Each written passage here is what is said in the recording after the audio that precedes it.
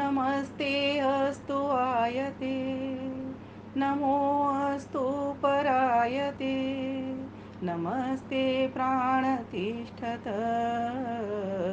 आसीनायोतते नमः, आसीनायोतते नमः। 1 करोड़ जप अभियान के सूत्रधार और हम सभी साधक साधिकाओं के प्रेरक श्रद्धेय स्वामी शांतानंद जी महाराज,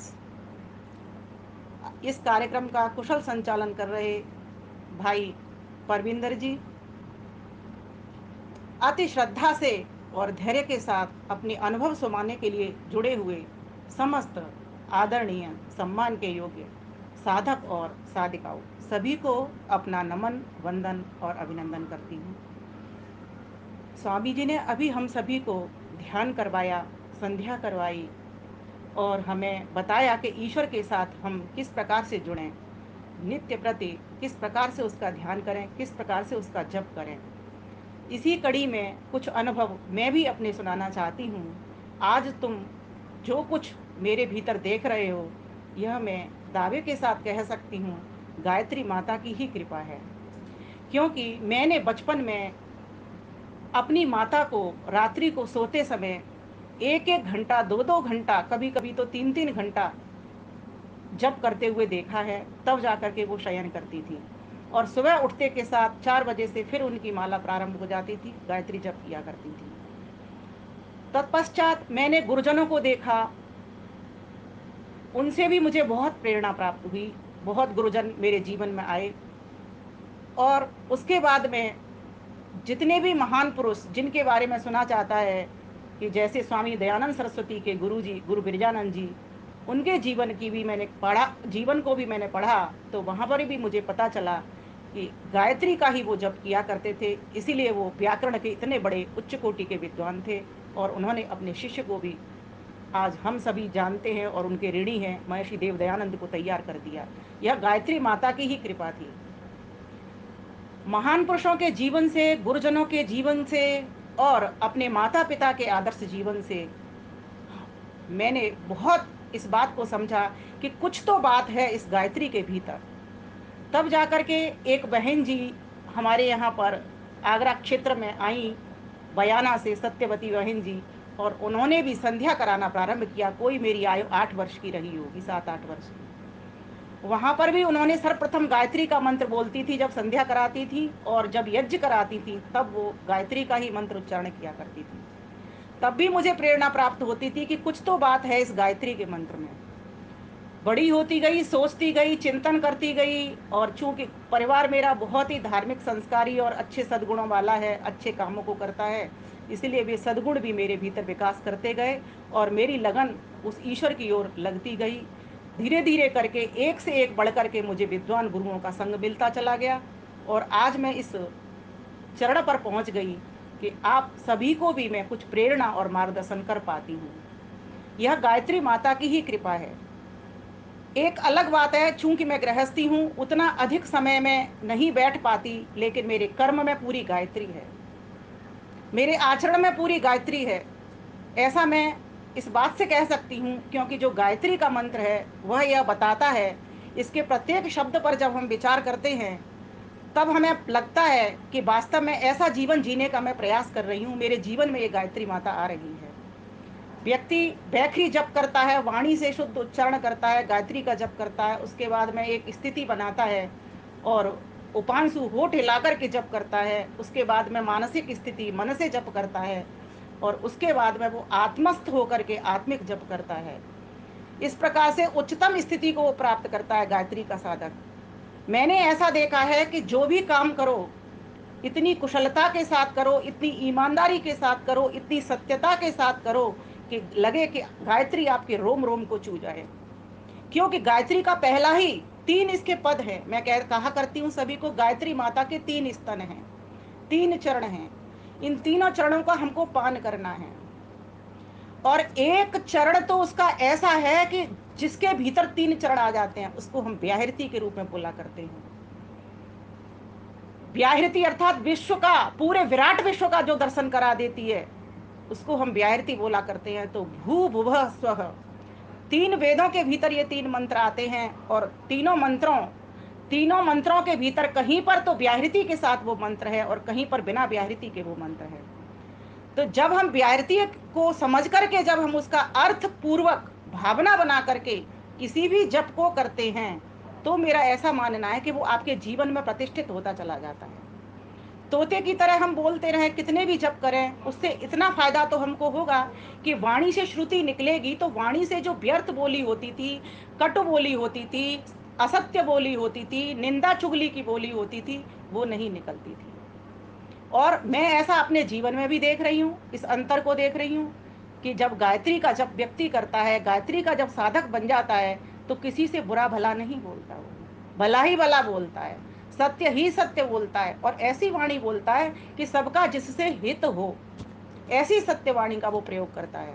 तो ये गायत्री माता है जो हमको, हमारे वाणी को सबसे पहले पवित्र करती है। दूसरी बात, चित्त को, वाणी के बाद मन को, हमारी को एकाग्र करती है। तीसरी बात, बुद्धि को निर्णय लेने की क्षमता, क्या ठीक है क्या ठीक नहीं है, इस क्षमता तक पहुंचा देती है। और इसके बाद में अंतिम चरण, जो ईश्वर मेरा है, जिसने मुझसे मिलने के लिए मुझे इस संसार में भेजा है, उस मृत्यु दुख से छुड़ा करके उस अमृत सुख की ओर बढ़ा देती है। तो इसीलिए जब हम व्याहृतियों का प्रयोग करते हैं, तो भू भुवः स्वः, प्रभु आप प्राणों के प्राण हो, प्राणों से प्रिय हो, अर्थात जीवनों के आधार हो।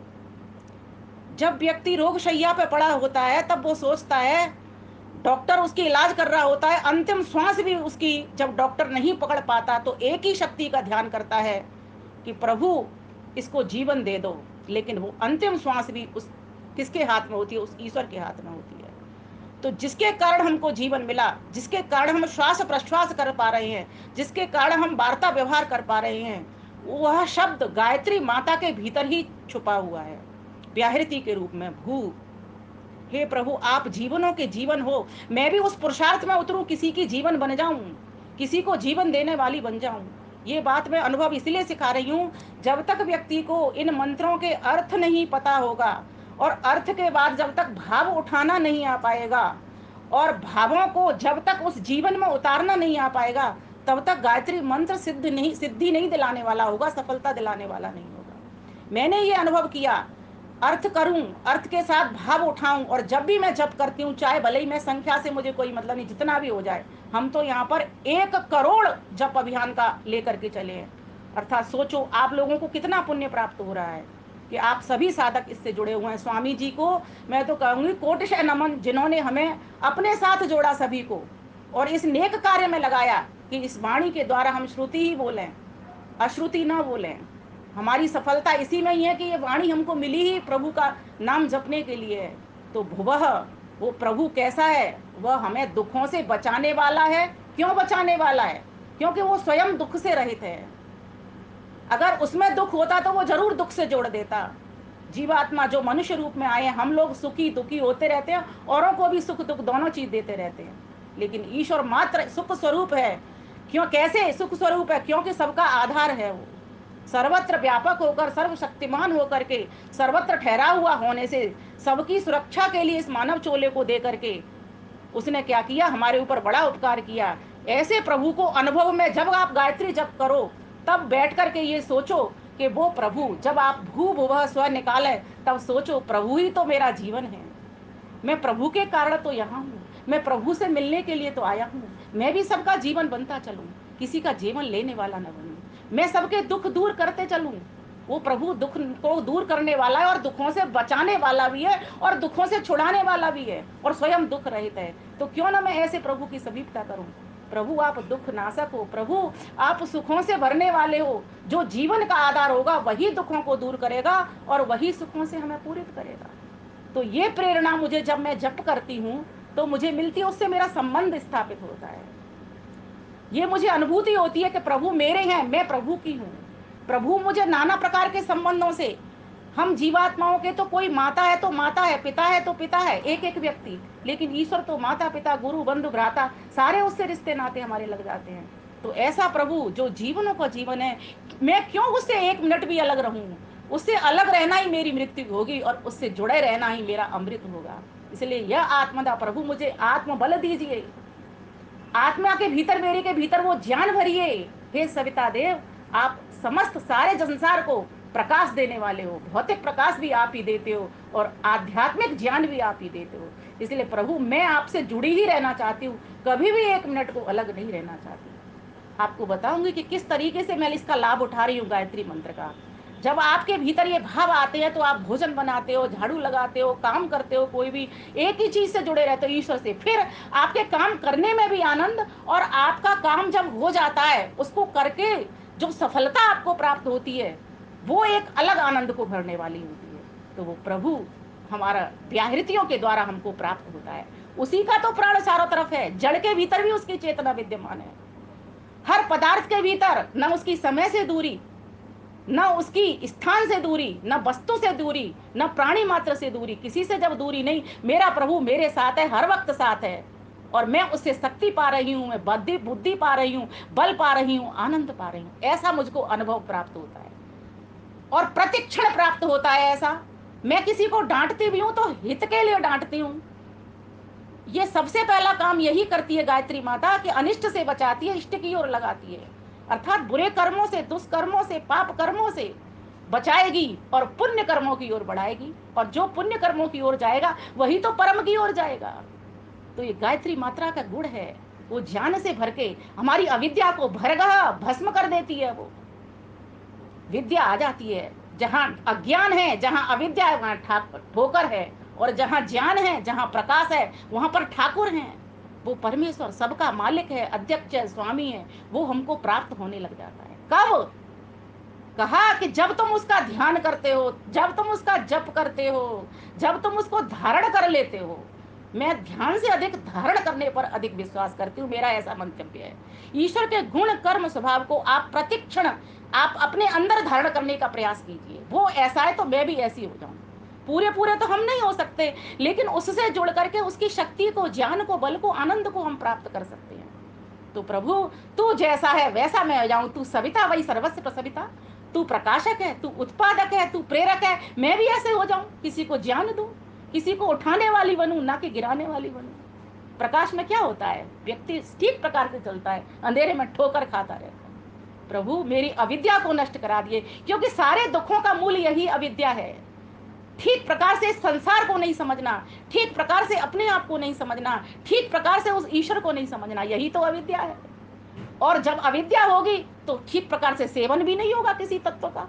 तीनों तत्वों का सेवन कैसे करेंगे? जब सेवन ठीक से नहीं होगा तो ये मनुष्य जीवन में आना तो व्यर्थ ही चला जाएगा। फिर तो पशु पक्षी ही ठीक थे, चार काम वो कर लेते हैं, चार काम हम कर लेते हैं। तो ये जो गायत्री का जप है, ये क्या प्रेरणा करता है? ये कह रहा होता है कि शुद्ध ज्ञान लो, वो ईश्वर कैसा है, तुम कैसे हो, ये प्रकृति कैसी है, तुम किस लिए आए हो। कस्मै त्वाय नक्त तस्मै त्वाय नक्त कर्मणे वाम बेसाय वाम। तुम किस लिए संसार में, तुम्हें प्रभु ने किस लिए युक्त किया इसमें? तो कहा श्रेष्ठतम कर्म करने के लिए, तुम्हें जपने के लिए उस प्रभु ने ये दिया। क्योंकि बंदर बंदरिया पशु पक्षी कोई भी तुम्हारा जप नहीं कर सकते प्रभु।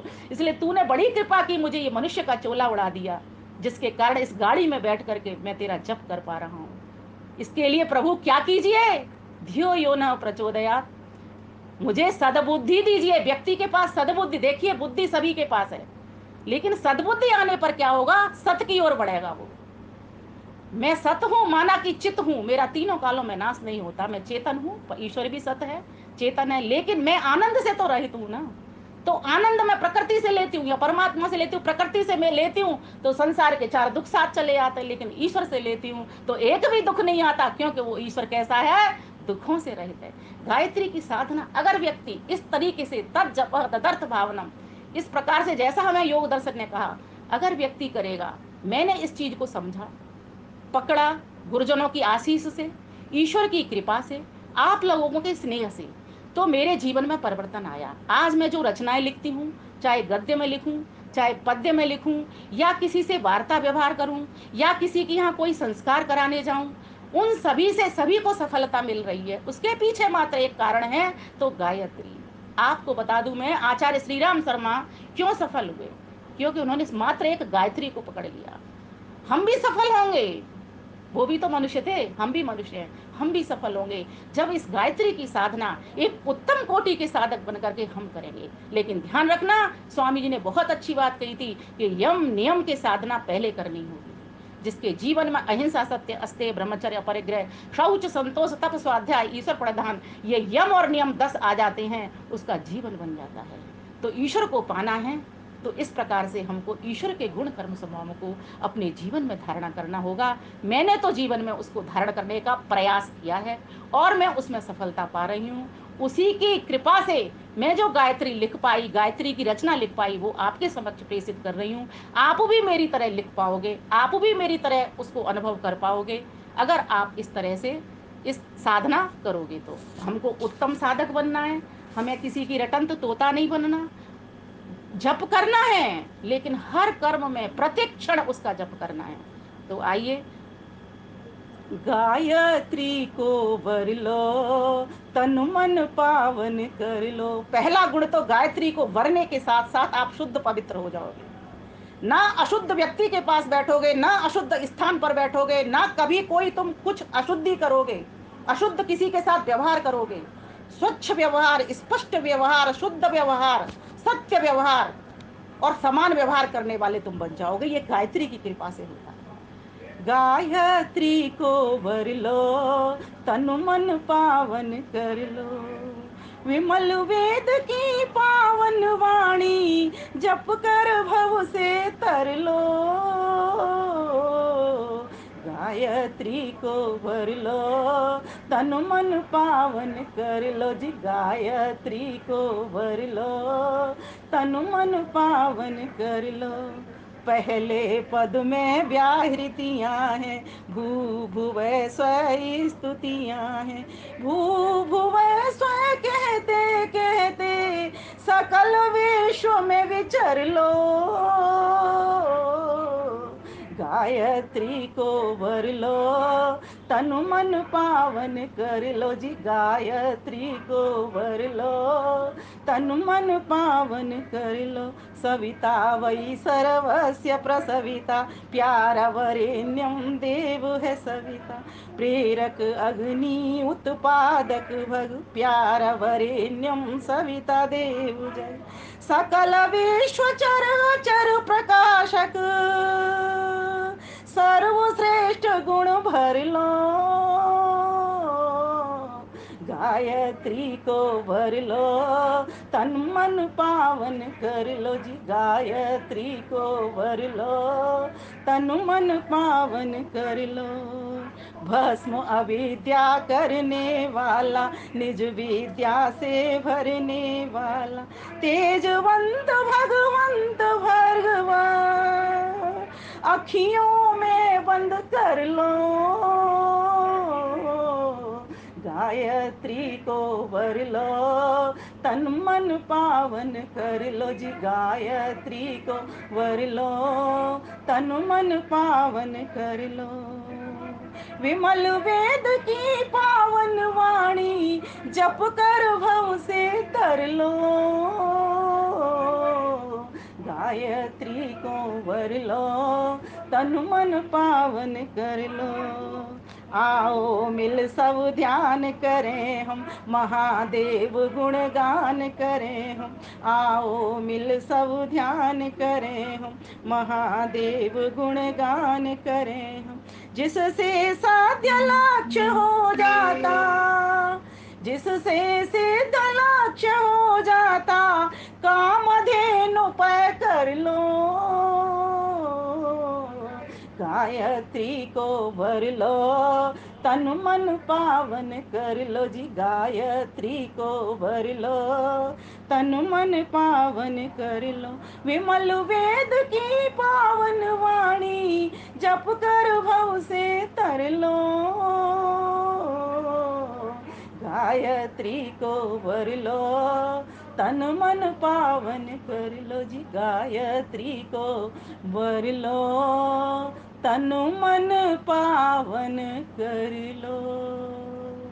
तो जिस व्यक्ति के जीवन के भीतर, जिसके अंग अंग रोम प्रत्योम हर चीज जिसकी रंग जाती है, जिसका कर्म, जिसका धर्म इस गायत्रीमय हो जाता है, ऐसे को फिर परम पिता परमेश्वर साक्षात होने में फिर देर नहीं लगती, क्योंकि शुद्ध शुद्ध से मिलता है।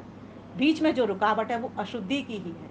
इसीलिए स्वच्छ बनिए, शुद्ध बनिए, स्पष्ट बनिए। बिल्कुल वाणी में स्पष्टवादिता होनी चाहिए, ईमानदारी होनी चाहिए, सत्यता होनी चाहिए, निर्मल विमल धवल उज्जवल शांत प्रशांत, इस प्रकार का हमारा जीवन होना चाहिए। ये होगा कब? जब हम इस मुख से, वाणी से श्रुति का उच्चारण करेंगे। कौन सी श्रुति का? जो कि सद्बुद्धि को दात्री है, जो कि हमको प्रेरणा करने वाली है, यज्ञ की ओर, योग की ओर, वेद की ओर ले जाने वाली है। आज हम सभी ने अंतर्राष्ट्रीय यज्ञ दिवस भी मनाया है, परशुराम जयंती भी मनाई, अक्षय तृतीया भी मनाई, और भी बहुत सारी चीजें आज के दिन हुई थी।